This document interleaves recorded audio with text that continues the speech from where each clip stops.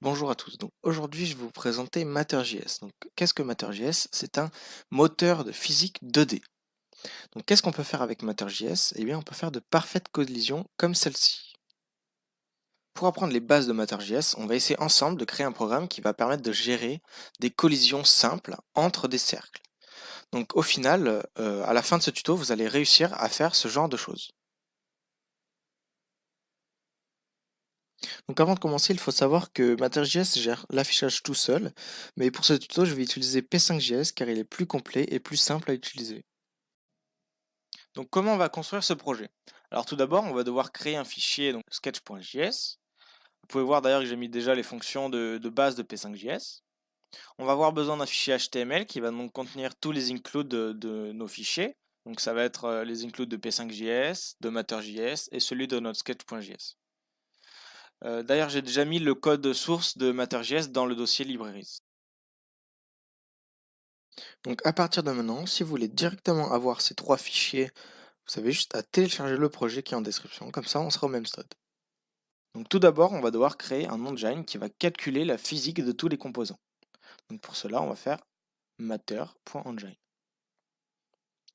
On va aussi devoir créer un monde donc, qui va permettre de manipuler tous ces composants, donc soit de les ajouter ou soit de les supprimer. On va aussi créer une variable bodies qui va permettre de créer ces composants. On va créer donc ce fameux engine en faisant engine.create. Et on va aussi créer le monde en faisant engine.world. On va donc créer notre premier composant, donc ce sera une ellipse. Donc je vais l'appeler matterEllipse. Et on va l'initialiser en utilisant la méthode bodies.circle. On va lui passer en paramètre sa position, donc 100, avec un radius de 50. Donc on ajoute le composant dans le monde qu'on a créé.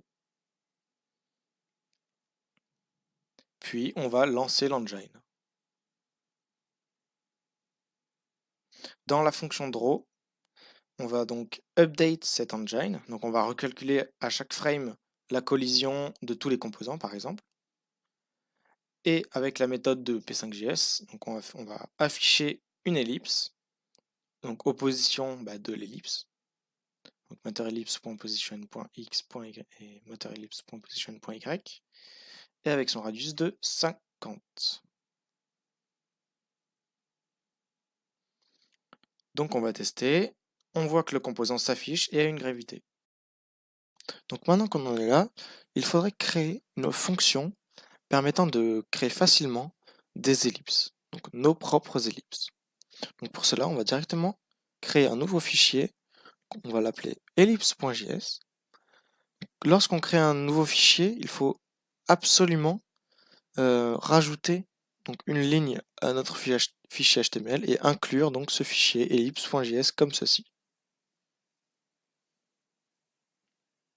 Donc on va lui créer cette fonction. Cette fonction, on va l'appeler ellipse, qui va passer en paramètre donc, XYR. On va créer donc directement le body, donc en faisant bodies.circle, X, Y et R. Directement, on l'ajoute dans le monde, on fait un 10.body. On va sauvegarder le radius pour après, et on va lui mettre une couleur random. Donc 10.color égale color de random. On va lui aussi lui ajouter donc une fonction qui va afficher ce composant. Donc on va l'appeler draw. Donc ça va être une fonction. Hop. On va prendre on va faire une variable position. Comme ça sera plus simple pour après. Position. Et on fait pareil aussi pour un angle. 10.body.angle. Donc là on prend juste l'angle et la position du composant. On fait un coup de push pour ajouter des propriétés de P5.js. Donc on fait en translate, position X, position Y, un rotate, donc de l'angle. On ne va pas lui mettre de contour, ce sera plus beau. On met un ellipse mode à radius. Donc P5JS de base met la position en haut à gauche, et là on la veut au centre. C'est plus simple pour Matter.js. Puis on va le colorer. Donc avec la fonction fill, 10.color. Comme ça il aura une color random. On crée l'ellipse. Donc 0, 0 puisqu'on a translate, puis 10 radius. On va aussi créer une ligne qui va montrer la rotation du composant. Ça va indiquer la rotation du composant. Donc on va créer donc une ligne, on va lui mettre un petit contour. On va la mettre en noir. Et on va donc créer cette ligne. Ligne 0, 0, puisqu'on a fait une translate encore. 10.radius, 0. Puis on va pop toutes ces propriétés. Donc après avoir créé notre fonction, on va devoir un peu changer tout ça. Donc au moment de créer notre composant, on va devoir le faire d'une autre manière. On va directement utiliser notre fonction. Donc maintenant on va faire matter_ellipse. On va créer un nouvel objet, ellipse. Donc x 100, y 100 et le radius 100. Donc on a fait exactement pareil en fait finalement. On a créé une nouvelle ellipse qui s'appelle matter_ellipse, tout simplement. Et maintenant, on va plus l'afficher avec la fonction de P5JS, mais directement avec notre fonction draw de notre fonction ellipse, de notre objet ellipse. Donc maintenant, on va faire un matter_ellipse.draw. On regarde si tout est correct, si rien n'a changé, si rien ne s'est cassé. Normalement, il y a juste la couleur qui a changé. Donc voilà, tout est parfait. La couleur a changé et rien n'a été cassé. Donc maintenant, ce qu'on aimerait faire, c'est que lorsqu'on va cliquer ou glisser sur la souris, on va essayer de créer des ellipses. Donc on va enlever ces deux lignes de code qui permettaient l'initialisation de la variable. On va enlever elle aussi, donc qui permettait l'affichage de l'ellipse. La déclaration, pareil. On va maintenant donc créer un tableau d'ellipse. On va créer la fonction qui va être appelée lorsque la souris va être cliquée, donc mouse_clicked de P5JS. Qu'est-ce qu'on va faire dans cette fonction? On va faire un ellipse.push. Donc à chaque fois qu'on va cliquer sur la souris, ça va nous créer une nouvelle ellipse qu'on va push dans le tableau ellipse. Donc new ellipse. À quelles coordonnées? Ça va être les coordonnées de la souris, donc mouse X, mouse Y. Quel radius? On va faire un random de 10 jusqu'à 15. Maintenant, pour draw, c'est hyper simple. On a juste à parcourir le tableau. Donc var, donc ellipse.length. Et tout simplement, on va appeler la fonction draw.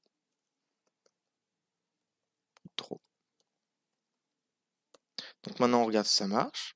Quand je clique sur la souris, on voit bien que des ellipses sont créées.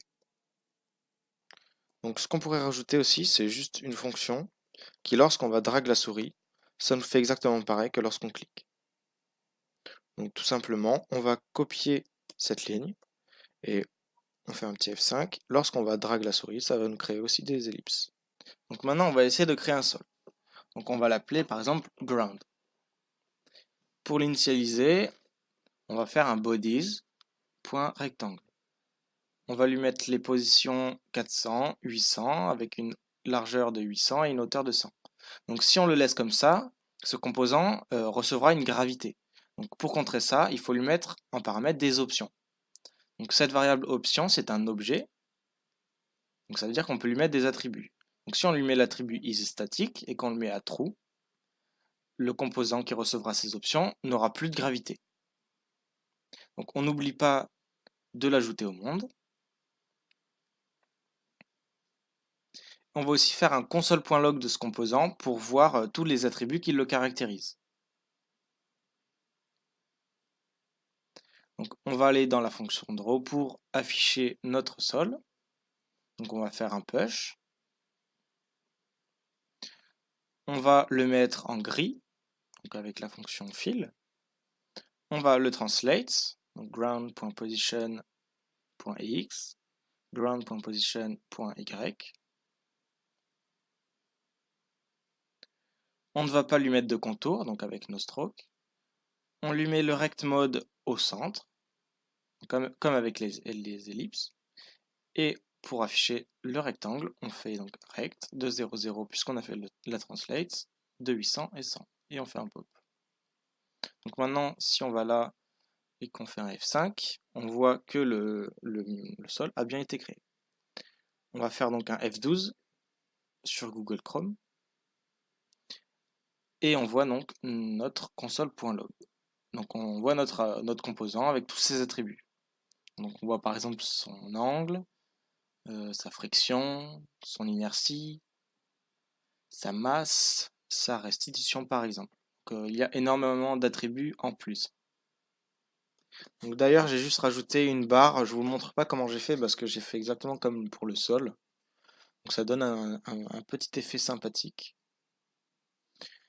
Donc maintenant il faudrait rajouter des options pour donner un peu plus d'effet à nos ellipses. Donc comme pour le sol, on va lui rajouter en paramètre une variable option. Et on va mettre en attribut par exemple la friction. C'est l'interaction entre les composants. Et on va mettre sa valeur à 0,1 par exemple. On va mettre aussi la restitution, donc c'est l'élasticité du composant. Et là on va la mettre à 1. La force de rotation aussi, donc c'est le torque qu'on va mettre à 5. Et le time scale, donc c'est une variable de temps, c'est pour ralentir ou accélérer les composants. Donc ici on va le mettre à 0,2. Donc si on passe ici et qu'on fait un F5, vous pouvez voir l'effet de rotation ou l'effet de rebondissement. Donc voilà, c'est fini. J'espère que ce tuto vous a aidé à mieux comprendre Matter.js. Si vous voulez avoir le projet complet, regardez sur le GitHub. Tous les liens sont dans la description.